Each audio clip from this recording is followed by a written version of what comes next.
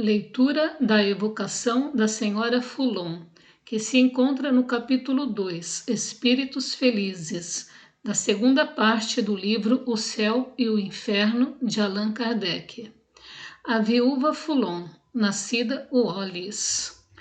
A Senhora Foulon morreu em Antibes, em 3 de fevereiro de 1865. Antibes é a maior cidade da chamada Côte d'Azur, no sul da França, costa mediterrânea. Morou muito tempo em Havre, onde ganhou reputação como miniaturista muito hábil. No início, usava seu notável talento apenas como distração de artista amadora. Mais tarde, vieram as dificuldades e ela aproveitou o talento para garantir o sustento. Tornou-se conhecida, querida e estimada, deixando boas lembranças a todos que a conheceram, graças à sua doçura, uma qualidade que apenas os que a conheceram na intimidade puderam apreciar plenamente, porque não fazia alarde de suas qualidades e, como todos aqueles que têm o bom sentimento inato, as achava naturais. Talvez nunca o sentimento de abnegação tenha ido tão longe como o dela, sempre pronta a sacrificar o descanso e a saúde pelos interesses daqueles a quem poderia ser útil. Sua vida foi uma longa sequência de abnegação e desde a juventude passou por duras e cruéis provas, que sempre enfrentou com força, resignação e coragem. Infelizmente, sua vista cansada por um trabalho minucioso como o que executava, foi se extinguindo até atingir a completa cegueira. A doutrina espírita foi para a Senhora Foulon um espaço de luz. Parecia-lhe que se levantava um véu sobre alguma coisa que não lhe era completamente desconhecida e sobre a qual ela tinha apenas uma vaga intuição. Estudou a doutrina com ardor, mas ao mesmo tempo com a lucidez e seriedade próprias de sua grande inteligência. É preciso conhecer todas as perplexidades de sua vida, que atingiam não a ela, mas aos seres que lhe eram queridos, para compreender a força da consolação que encontrou nesta sublime revelação, que lhe deu uma fé inquebrantável no futuro e lhe mostrou a nulidade das coisas terrenas. Sua morte foi digna como sua vida. Sentiu-lhe a aproximação sem qualquer apreensão ou sofrimento. Era sua libertação dos laços terrenos, que lhe abriria as portas para a vida espiritual feliz, com a qual se identificava através do estudo do Espiritismo. Morreu calmamente, porque tinha consciência de ter cumprido a missão que aceitara, vindo para a Terra, pois desempenhara escrupulosamente seus deveres de esposa e de mãe de família. Também porque tinha deixado de lado qualquer ressentimento contra aqueles que a tinham magoado, demonstrado ingratidão aos quais devolveu o bem em vez do mal. Deixava a vida perdoando a todos e dirigindo-se à bondade e à justiça de Deus.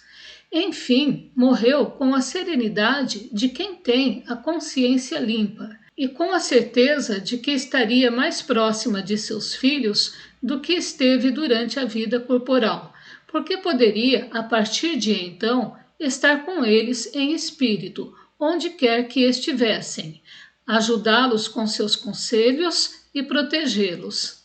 A partir do momento em que soubemos da morte da Senhora Foulon, nosso primeiro desejo foi conversar com ela. As relações de amizade e de simpatia que a doutrina espírita havia propiciado entre ela e nós explicam algumas de suas palavras e a familiaridade de sua linguagem. Primeira evocação. Paris, 6 de fevereiro de 1865, 3 dias após sua morte. Eu tinha certeza de que vocês pensariam em me evocar.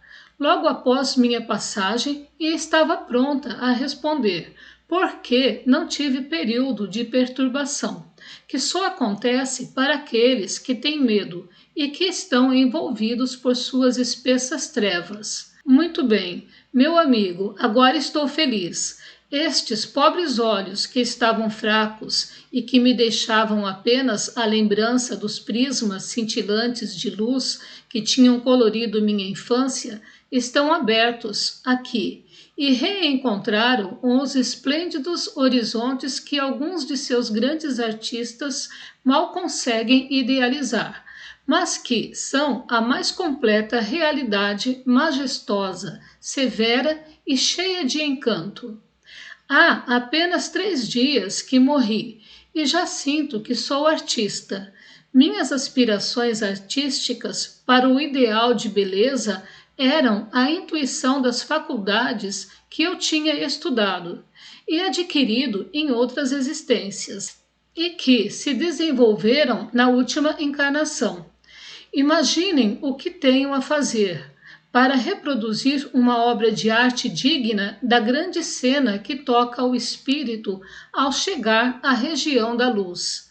Pincéis e pincéis, e provarei ao mundo que a arte espírita é o coroamento da arte pagã, da arte cristã, que corre perigo, e que cabe somente ao espiritismo a glória de reviver a arte em toda a sua luz, neste mundo deserdado de vocês.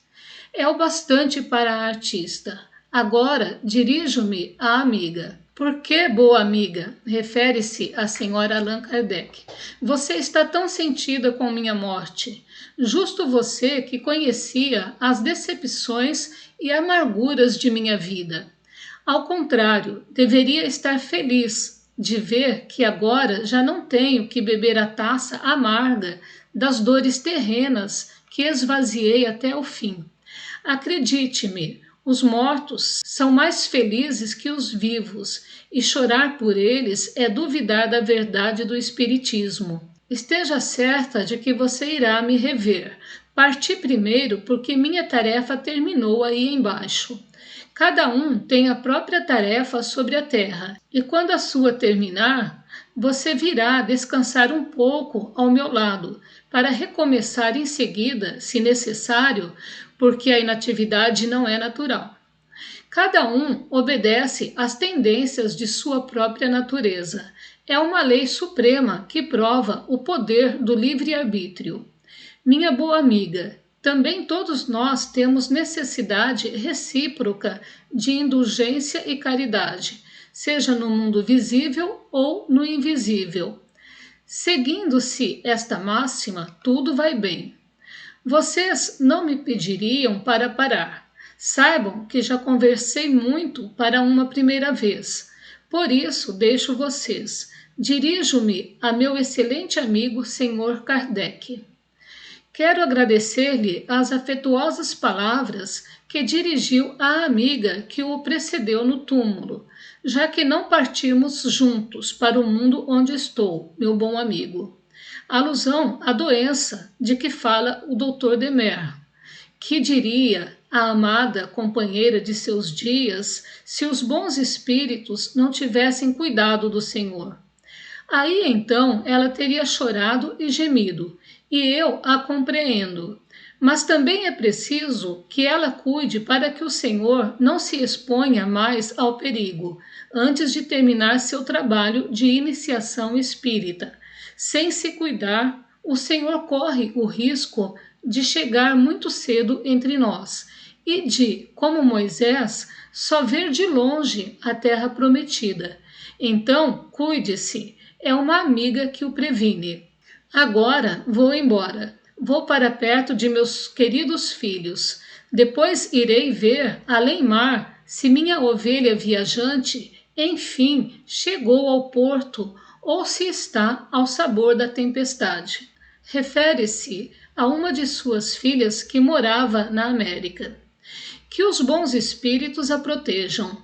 Vou me juntar a eles para isto. Voltarei para conversar com vocês, Porque, lembrem-se, sou uma tagarela incansável. Então, até logo, muito logo, meus bons e queridos amigos. Viúva Foulon.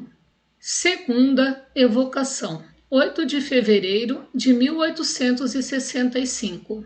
Cara senhora Foulon, estou muito contente com a comunicação que tivemos no outro dia e com sua promessa de continuarmos nossa conversa. Eu a reconheci perfeitamente na comunicação, porque falou de coisas ignoradas pelo médium e que só poderiam ter vindo da senhora mesmo. Depois, a linguagem afetuosa para conosco é característica de sua alma amorosa, mas há em suas palavras uma segurança, um equilíbrio, uma firmeza que a senhora não tinha quando viva. Lembra-se de que, em algumas circunstâncias, eu me permiti adverti-la nesse aspecto. É verdade, mas a partir do momento em que me vi gravemente doente, recobrei minha firmeza de espírito, perdida pelas angústias e reveses que algumas vezes me deixavam medrosa durante a vida. Disse a mim mesma: você é espírito, esqueça a terra, prepare-se para a transformação de seu ser e veja, pelo do pensamento, o caminho luminoso que sua alma deverá seguir ao deixar o corpo e que a levará, feliz e livre, para as esferas celestes, onde você deverá viver no futuro. Vocês podem me dizer que era um pouco presunçoso de minha parte contar com a felicidade perfeita quando deixasse a terra, mas eu tinha sofrido tanto que imaginava ter expiado os erros desta e das existências anteriores. Essa intuição não me enganou e me deu a coragem, a calma e a firmeza nos últimos instantes. Essa firmeza naturalmente aumentou quando, depois de minha morte, vi minhas esperanças realizadas. A senhora poderia nos descrever agora sua passagem, seu despertar e suas primeiras impressões? Eu sofri, mas meu espírito foi mais forte que o sofrimento material da separação do corpo. Após o último suspiro, me senti como em um desmaio, sem a menor consciência de meu estado, sem pensar em nada, em uma vaga sonolência que não era nem o sono do corpo, nem o despertar da alma. Fiquei muito tempo assim. Depois, como se voltasse de um desmaio, acordei pouco a pouco, entre irmãos que eu não conhecia e que não poupavam cuidados e carinhos para comigo. Mostravam um ponto no espaço que parecia uma estrela brilhante e me disseram: é para lá que você vai conosco.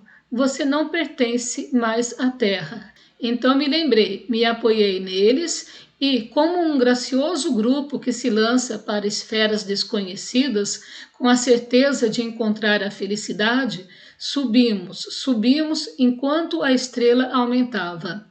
Era um mundo feliz, um mundo superior, onde esta sua boa amiga, enfim, vai encontrar o repouso. Quero dizer, o repouso do ponto de vista das fadigas corporais que eu sofri e dos reveses da vida terrena, e não a indolência do espírito, porque a atividade é uma alegria para o espírito. Será que a senhora deixou definitivamente a terra? Ainda deixo muitos entes queridos aqui para abandoná-la definitivamente. Voltarei em espírito, porque tenho uma missão a cumprir junto de meus filhos. Vocês bem sabem que não há nenhum obstáculo para que os espíritos que estão no mundo superior venham visitar a Terra. A posição em que a senhora está parece que deverá enfraquecer seus laços com aqueles que deixou aqui embaixo? Não, meu amigo, o amor aproxima as almas. Creiam, a gente pode ser na Terra mais próximo daqueles que atingiram a perfeição do que daqueles que, por inferioridade e egoísmo, vagam na esfera terrestre. A caridade e o amor são duas forças motrizes de poderosa atração. É o laço que cimenta a união das almas que são muito ligadas e que prolonga essa união apesar da distância e dos lugares. Só existe distância para os corpos materiais, não para os espíritos. O que acha agora de meus trabalhos sobre o Espiritismo? Acho que o Senhor tem responsabilidade com as almas e que o fardo é difícil de carregar, mas vejo que atingirá o objetivo. Vou ajudá-lo, se possível, com meus conselhos espirituais, para que possa ultrapassar as dificuldades que encontrar, induzindo-o a tomar medidas convenientes para apressar, enquanto estiver vivo, o movimento renovador que faz crescer o espiritismo. Seu amigo Demer, unido ao espírito de verdade, vai ajudá-lo ainda muito mais. Ele é mais sábio e mais sério que eu. Como sei que a assistência dos bons espíritos fortifica o Senhor e o sustenta em seu trabalho, acredite que contará com meu apoio sempre e em toda parte. Poderíamos deduzir, por algumas de suas palavras, que a senhora não dará uma cooperação pessoal muito ativa à obra do Espiritismo? Estão enganados, mas vejo tantos outros espíritos mais capazes que eu de tratar essa questão tão importante que um sentimento invencível de timidez me impede, no momento, de responder a vocês como gostaria. Talvez isso venha a acontecer quando eu tiver mais coragem e ousadia, mas antes é preciso que eu os conheça melhor. Há apenas 4 dias que morri, mas estou sob o impacto do deslumbramento que me cerca. Compreende, meu amigo? Não posso exprimir suficientemente as novas sensações que experimento. Eu teria que me violentar para me afastar da fascinação que as maravilhas que admiro exercem sobre meu ser. Só consigo agradecer e adorar a Deus em suas obras. Mas isso passará. Os espíritos me garantem que logo estarei acostumada a todo este esplendor e poderei, então, com minha lucidez de espírito, tratar de todas as questões relacionadas à renovação terrestre. A tal situação devem juntar neste momento o fato de eu ter uma família para consolar. Adeus e até breve. Esta sua boa amiga que o ama e o amará sempre. Meu mestre, porque é ao Senhor que ela deve a única consolação durável e verdadeira que experimentou sobre a terra. Viúva Fulon. Terceira evocação. A comunicação seguinte foi destinada a seus filhos, em 9 de fevereiro. Meus muito amados filhos, Deus me retirou do convívio de vocês, mas a recompensa que se dignou me conceder é muito grande em comparação ao pouco que fiz na terra. Resignem-se, meus bons filhos, à vontade do Todo-Poderoso. Encontrem em tudo o que receberam a força para suportarem as provas da vida. Mantenham sempre firme no coração essa crença que tanto facilitou minha passagem da vida terrena para a vida que os espera quando saírem desse baixo mundo. Deus estendeu sobre mim, após minha morte, sua inesgotável bondade, como o fez quando eu estava sobre a terra. Agradeçam todos os benefícios que Ele concede a vocês. Bendigam, meus filhos, bendigam sempre, em todos os momentos. Jamais percam de vista o objetivo que lhes foi indicado, nem o caminho que vocês devem seguir. Pensem em como bem empregar o tempo que Deus lhes deu sobre a terra. Aí vocês serão felizes, meus queridos, felizes uns pelos outros, se a união reinar entre vocês. Felizes por seus filhos, se os educarem bem na vida que Deus permitiu que lhes fosse revelada. Se vocês não podem me ver, Saibam que o laço que nos unia aí embaixo não foi de maneira alguma rompido pela morte do corpo, porque não era o invólucro que nos unia, e sim o Espírito. É pelo Espírito, meus queridos, que ainda poderei, pela bondade do Todo-Poderoso, guiá-los e encorajá-los na caminhada para mais tarde nos reencontrarmos. Sigam em frente, meus filhos, cultivem com o mesmo amor esta sublime crença. Melhores dias estão reservados a vocês que acreditam. Disseram já a vocês, porém eu não devia ver estes dias sobre a terra. Será do alto, pois, que terei uma ideia sobre os tempos felizes prometidos por Deus bom, justo e misericordioso. Não chorem, meus filhos, que estas nossas conversas possam fortalecer sua fé e o amor a Deus, que tantos dons esparramou sobre vocês, que tantas vezes socorreu a mãe de vocês. Rezem sempre, a prece fortalece. Sigam o que eu seguia tão ardentemente na vida que Deus lhes deu.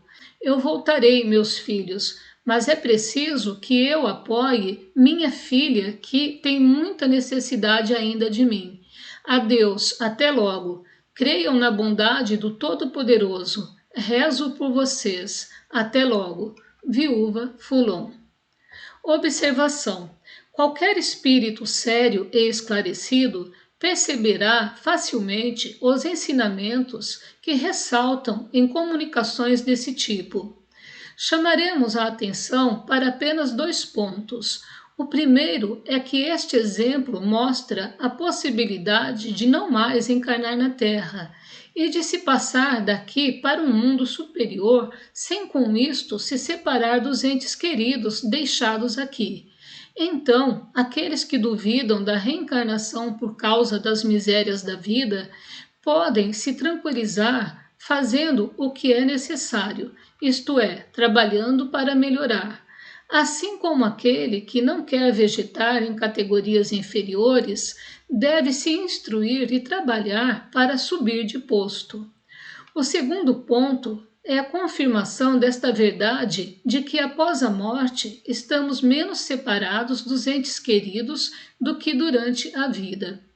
A senhora Fulon, presa pela idade e pela doença em uma pequena cidade do sul, só tinha perto de si uma parte da família. A maior parte de seus filhos e amigos estava dispersa, longe. Havia obstáculos materiais que a impediam de vê-los tanto quanto ela e eles desejavam. A grande distância tornava rara e difícil até mesmo a correspondência para alguns. Mal ela se livrou de seu corpo, leve correu ao lado de cada um, venceu as distâncias sem cansaço, com a rapidez da eletricidade.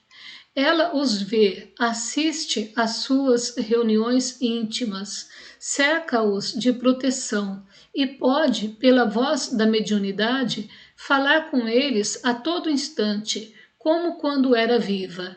E pensar que há pessoas que a este consolador pensamento preferem a ideia de uma separação definitiva.